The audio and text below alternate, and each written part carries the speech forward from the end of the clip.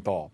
He sponsored the Reproductive Freedom Defense Act, or the RFDA, a law that prevents other states from investigating or prosecuting abortions performed in Connecticut.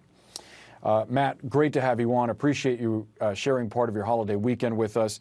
First, I want you to walk us through exactly how your law works.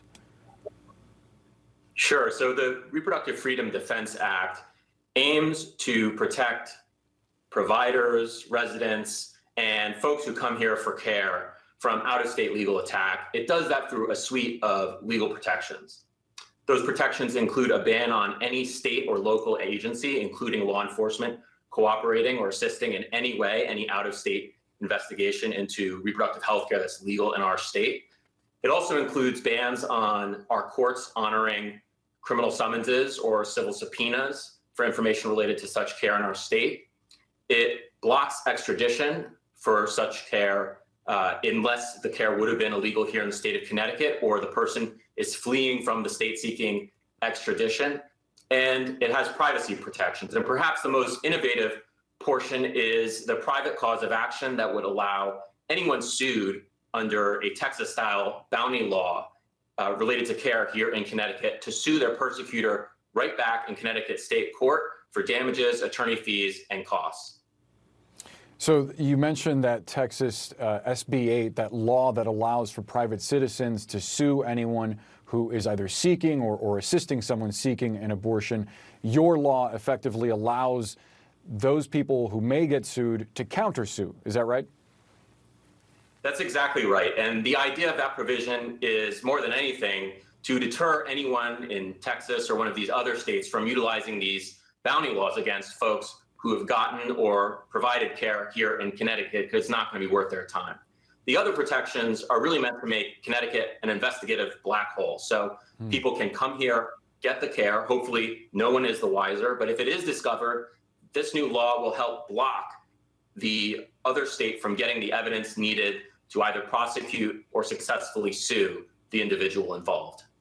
You've predicted that this sort of back and forth between states passing laws to counter laws in other states, that's going to lead to an era of legal battles similar to antebellum, pre-Civil War, when we had these kinds of battles between states over the rights of slaves.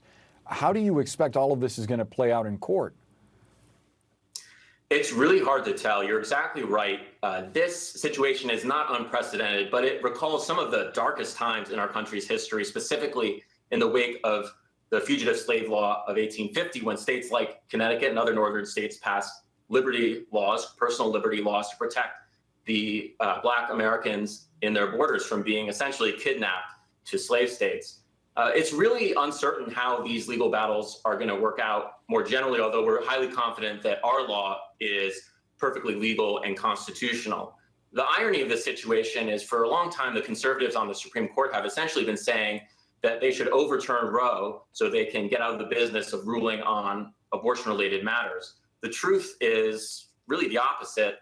They're going to be adjudicating matters related to abortion laws on a scale, on a complexity, on a novelty across the country that's really unprecedented. So the coming legal battles are going to be tremendously complex, and they're going to require the court's intervention in a number of ways. We're confident that our laws will protect Connecticut residents, Connecticut providers, and folks who come here for care to the greatest extent possible.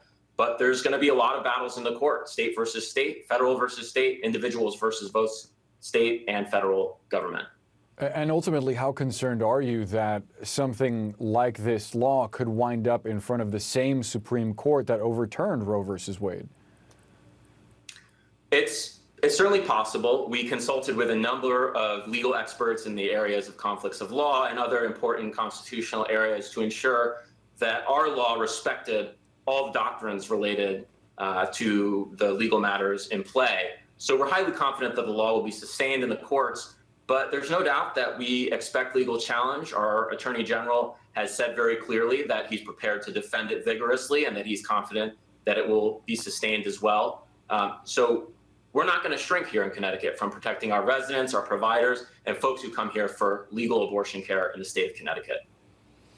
We got to leave the conversation there, but this is not something that's going away anytime soon. So we hope that you'll come back with us to chat once it is potentially challenged in court. Connecticut State Representative Matt Blumenthal, thanks so much. Thanks for having me. Of course. The January 6th investigation